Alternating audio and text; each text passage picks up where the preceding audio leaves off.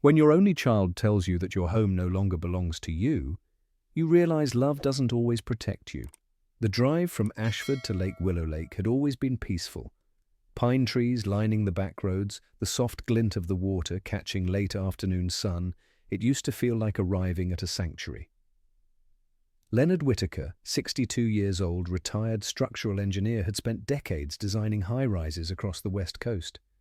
But it was this modest lakeside villa that meant the most.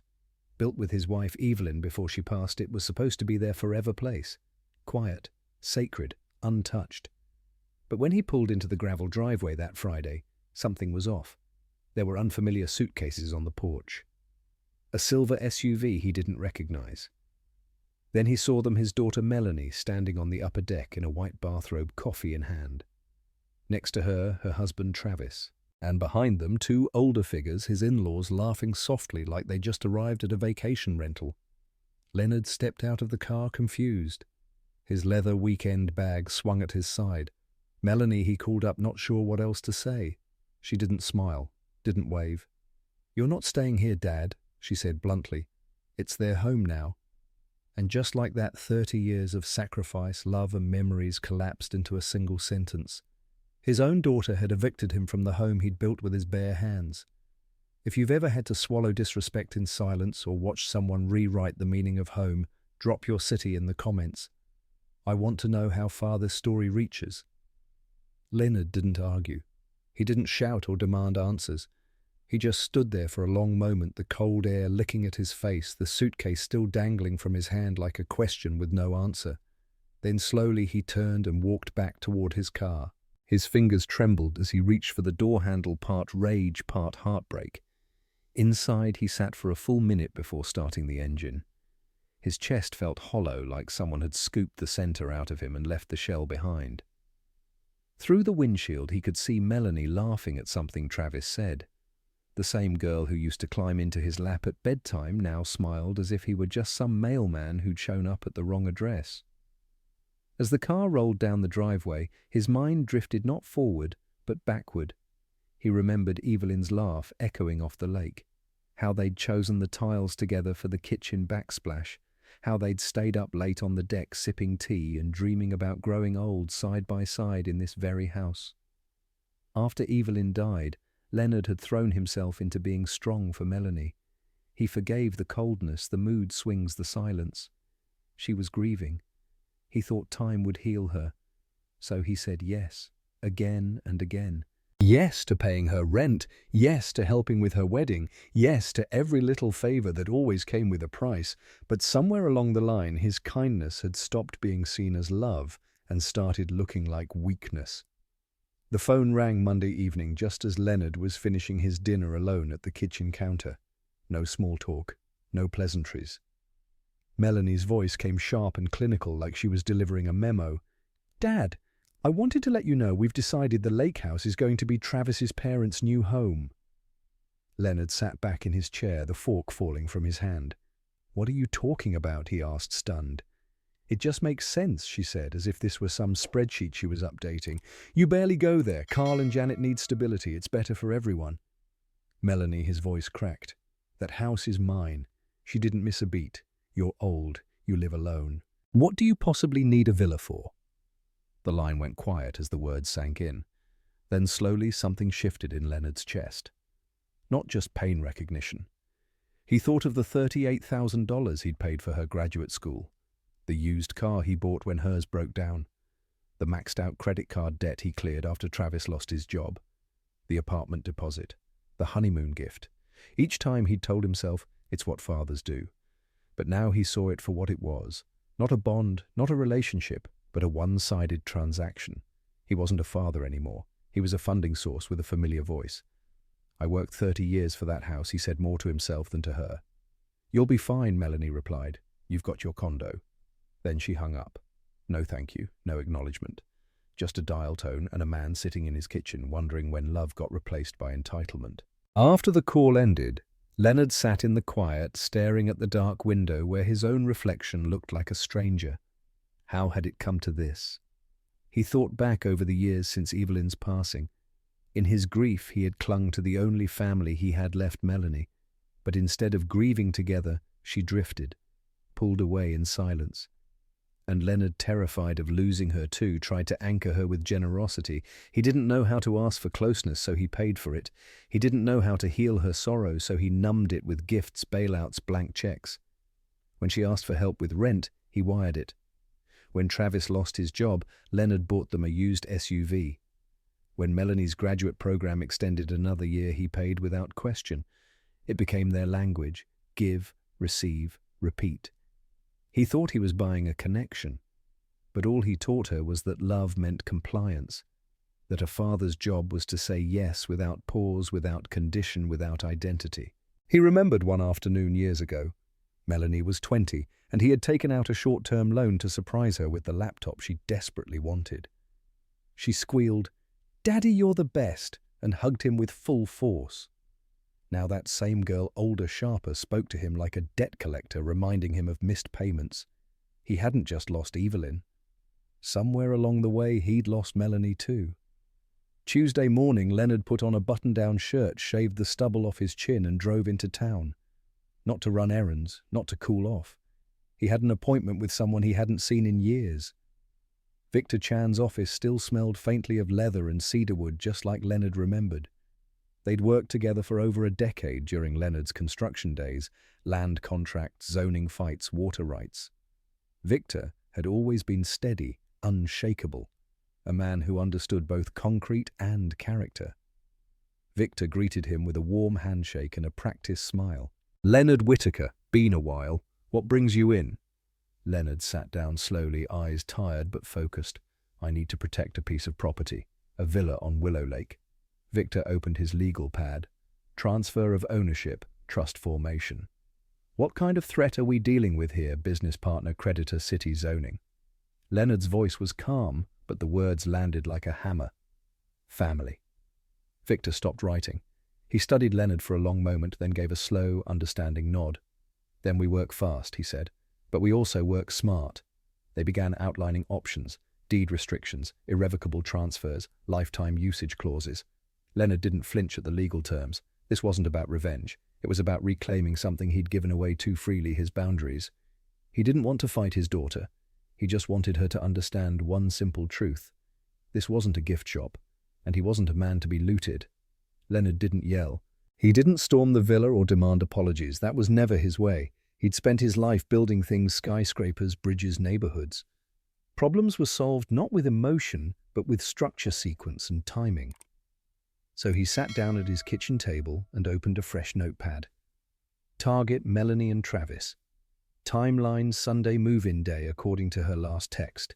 Impact high. They believed he'd given up. That was their mistake. He drew it out like a project scope. He didn't need force. He needed leverage. Not threats, but pressure points. He circled the weekend on his calendar and underlined it twice. They were planning a takeover. But he was planning a lesson. The brilliance of it all was that Melanie had no idea. She assumed he was defeated, hurt maybe, but too soft to resist. That was always her blind spot. She mistook silence for surrender. But Leonard knew something Melanie didn't. Information is power, and he had all of it. He knew when they were arriving, who they'd bring, what they'd expect. She had no clue what he was setting in motion behind the curtain. He didn't want a confrontation. He wanted clarity.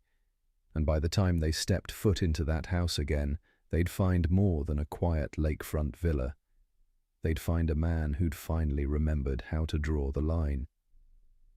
Wednesday morning, Leonard rang the doorbell of the house next door. Derek Collins answered in pajama pants and a hoodie, his glasses slipping down his nose, a coffee mug in one hand. "Mr. Whitaker," he said, blinking. "You okay?" Leonard nodded. "Got a project for you.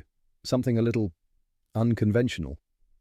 An hour later, they were in Derek's cluttered garage, surrounded by tangled wires, routers, and stacks of smart devices. Leonard explained the situation, not in full emotional detail, just the basics. An unauthorized relocation was planned. He wanted the house to respond. Derek raised an eyebrow, a slow grin forming. "You want a system that reacts to motion, lights, audio-timed automation, and voices," Leonard added. "Loud ones." Derek sipped his coffee and leaned back. "Let's make it theatrical." By late afternoon, they'd driven to the villa and started the transformation. Motion sensors in the entryway, smart bulbs programmed to flicker unpredictably, Bluetooth speakers hidden in vents ready to project footsteps, whispers, and firm warnings. The voice assistant would deliver the message Leonard had never managed to say aloud. "You do not belong here. Leave now." It wasn't about scaring them, it was about clarity, a demonstration that boundaries once crossed can speak for themselves. By the time they were done, the villa looked the same on the outside, calm, familiar, inviting, but just beneath the surface it had become something entirely different. A stage, a system, a lesson in respect crafted with code and silence. And Melanie, she'd never see it coming. By Thursday morning, Leonard was back in Victor's office. The legal paperwork had been drafted, the logistics mapped out. All that remained was the signature. "The Redwood Haven Foundation," Leonard said, scanning the final transfer form. "They really help people." Victor nodded. "Homeless families, veterans, transitional housing programs. It's solid, reputable, transparent." Leonard picked up the pen. With one stroke, the villa by Willow Lake was no longer his, at least not in name. The title now belonged to the foundation. But buried in the fine print was a clause Victor had carefully drafted. Leonard Whitaker retained full lifetime usage rights. As long as he drew breath, the house remained his sanctuary. Melanie could rage. Travis could protest. But no one, not family, not in-laws, not lawyers, could touch it now. That night, while sipping tea on his apartment balcony, Leonard's phone buzzed. A text from Melanie. Short, presumptuous. "They're moving in Sunday morning. Hope you'll be respectful and stay away." He stared at the screen for a long moment, then smiled. No anger, no sadness, just a calm understanding that she still had no idea what she'd walked into. She thought she'd won. She thought he was done, but she had just invited herself into a space no longer ruled by silence. He put the phone down and watched the city lights flicker against the night sky. Sunday wouldn't be a confrontation. It would be an education, and the house would do all the talking. Sunday afternoon arrived without fanfare. Through the villa's live camera feeds, Leonard watched from his study in Ashford as a dark grey minivan pulled into the gravel driveway. Melanie stepped out first, sunglasses perched on her head like a crown. Travis followed, lugging a suitcase. Behind them came Carl and Janet, the parents-in-law, dressed for comfort, not caution, clutching a casserole dish and a folded blanket like they were settling in for a cosy retreat. Melanie walked to the front steps and paused at the sign Derek had mounted beside the door. In clean lettering it read, "Welcome to the House of the Future. Enter at your own risk." She snorted and kicked it aside. "This is yours now," she announced to the group. They entered without hesitation. Leonard didn't move. He simply waited. At exactly 10:00 p.m., he opened the control app on his phone and tapped Activate All. The transformation was instant. Lights in every room began to strobe in rhythmic pulses, red, blue, white, like a silent alarm meant for the soul. Faucets exploded to life, spraying full force in bathrooms and the kitchen. Hidden speakers came to life with an unrelenting voice. "You do not belong here. Exit immediately." Screams, footsteps, confusion. Carl ran toward the kitchen sink. Janet grabbed a pillow and ducked. Travis shouted for the breaker box, but nothing stopped. The entire system ran on concealed battery backups. No switch could silence it. The house had been told what to do, and now it obeyed only one master. And for the first time in years, Leonard felt no guilt at all. Leonard watched it all unfold from his desk, 3 monitors casting a soft blue glow across the room. The feeds showed chaos in every corner of the villa, flashing lights, running water shadows projected like phantoms dancing across walls. But what caught him most wasn't the technology, it was Melanie. She stood in the hallway, frozen arms wrapped around herself, spinning in place like a child who had lost her way in a store. Her voice trembled as she yelled for Travis. Her composure, her confidence had cracked clean down the middle. She looked scared. She looked small. And Leonard felt nothing he expected. Not cruelty, not revenge, just clarity. A voice echoed in his mind, soft but steady, Evelyn's voice like wind through trees. Don't lose yourself just to keep peace. He had. For 3 long years he had silenced his own dignity to hold on to someone who no longer respected him. He had mistaken surrender for love and endurance for fatherhood, but not anymore. Watching his daughter, now so certain of her power, now powerless, he didn't feel victorious. He felt something deeper, like his spine had grown back. Not the kind made of bone, but the kind forged from quiet lines drawn in the sand, from saying enough and meaning it. Monday morning, Victor Chan's office, mahogany table, sunlight spilling through the windows like a courtroom spotlight. Leonard sat at one end, composed, his hands folded. Across from him, Melanie Travis and his in-laws, all dressed like they were attending a negotiation they thought they'd already won. Melanie leaned forward first. "Let's stop pretending. We're here to finalize the transfer. Just sign whatever you need to, and we'll take over officially." Victor didn't blink. He opened a folder, slid the top page across the table toward Leonard. Leonard glanced at it, then looked up at his daughter. "I can't transfer what I no longer own," he said softly. Melanie's brow furrowed. "What I signed the deed over to the Redwood Haven Foundation last week." Leonard continued, his voice steady. "It's a non-profit that provides homes for displaced veterans and single mothers." Travis's face went pale. Melanie's jaw fell open. "You gave away the house," she snapped. "To strangers?" "No," Leonard replied. "To people who actually know what gratitude is." Melanie's voice cracked, fury spilling out. "You destroyed our future." Leonard met her eyes with something she hadn't seen from him in years. "No," he said. "I reclaimed mine." The room went silent. It wasn't a declaration of war, it was a closing statement. And for once, it didn't need to be loud to be heard. If this part of the story struck something in you, feel free to share your thoughts and let me know your city below. I want to know how far this message travels. The following Thursday, Leonard returned to the villa. There were no alarms, no flickering lights, no hidden speakers waiting to speak on his behalf. Just a key in a familiar lock, the quiet creak of the front door and the scent of pine drifting in from the lake. He moved through each room, slowly unscrewing sensors, packing away cords, folding the remnants of the defense system that had once spoken the words he couldn't. It was over now. The house didn't need to protect him anymore. By mid-morning, the villa looked exactly as it had 3 years ago. Ordinary, peaceful, real. He brewed a fresh pot of coffee, his favorite dark roast Evelyn used to buy, and stepped onto the porch where they had spent countless quiet mornings together. The lake shimmered in the late spring sun. Ducks floated lazily across the water. For once, the silence wasn't heavy. It was clean. He cradled the warm mug in his hands and let the moment settle into his bones. Not a trace of anger remained. Not toward Melanie, not toward Travis, not even toward himself. Just understanding. Kindness without boundaries isn't kindness. It's surrender.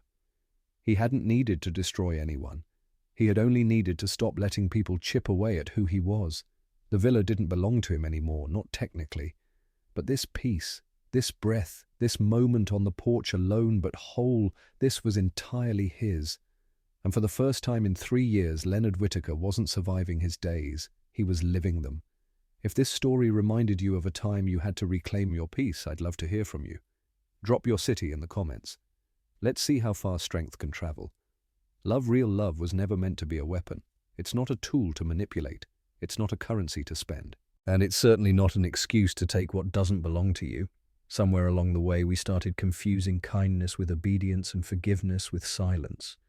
We let the word family become a free pass for disrespect. But family at its best should be where dignity is honored, not where it's slowly worn down. Because here's the truth. Kindness without boundaries isn't kindness. It's surrender wearing a smile. Leonard wasn't wrong to love his daughter. He wasn't wrong to give to support, to hope. But the moment he let that love erase his voice, his limits, his self-worth, that's when the scales tipped. Love without self-respect isn't noble. It's unsustainable. And sometimes the most loving thing you can do for yourself and for others is to say no. Not in anger, not to punish, but to protect what is sacred within you. Your peace, your values, your name. Drawing the line doesn't mean closing your heart. It means you're finally standing in it. If this story made you reflect on your own boundaries, or if you've ever had to reclaim your space with quiet strength, subscribe for more stories like this, and let me know where you're watching from. Your journey matters, and your story deserves to be heard.